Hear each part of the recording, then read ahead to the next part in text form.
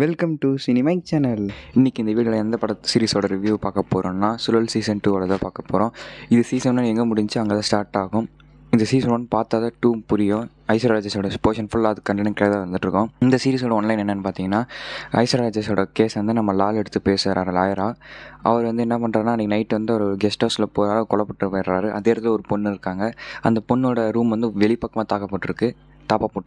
அதே சமயம் அந்த பொண்ணு அரெஸ்ட் பண்ண அப்புறம் மீதி 7 பொண்ணுங்க வந்து நான் தான் கொலை சொல்லி வேறு ஒரு டிஸ்ட்ரிக்ட்லேருந்து வந்து சரண்டர் ஆகிறாங்க.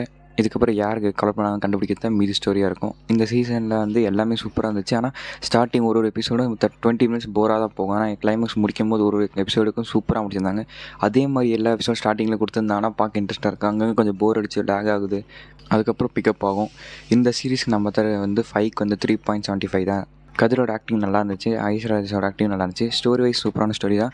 ஆனால் எடுத்து போன வித ஸ்க்ரீன் ப்ளே கொஞ்சம் ஃபாஸ்ட்டாக எடுத்துகிட்டு போயிருக்கலாம். ஸ்டார்டிங் கொஞ்சம் ஸ்லோவாக போகுது, அப்புறம் எண்டிங் நல்லா முடிச்சிருக்காங்க. அதே மாதிரி கில்லர் யாருன்னு கண்டுபிடிக்க முடியாது. நிறைய க்ரைம் த்ரில்லர் மூவிஸ் பார்க்க போகிறீங்கன்னா பார்த்த ஆளாக இருந்தால் உங்களுக்கு ஈஸியாக கண்டுபிடிச்ச முடியும். மற்றபடி நார்மலாக கண்டுபிடிச்ச முடியாது, அந்தளவுக்கு நல்லா தான் கொடுத்துருக்காங்க. மற்றபடி இந்த சீரிஸில் குறை சொல்கிற மாதிரி ஒன்றும் இல்லை.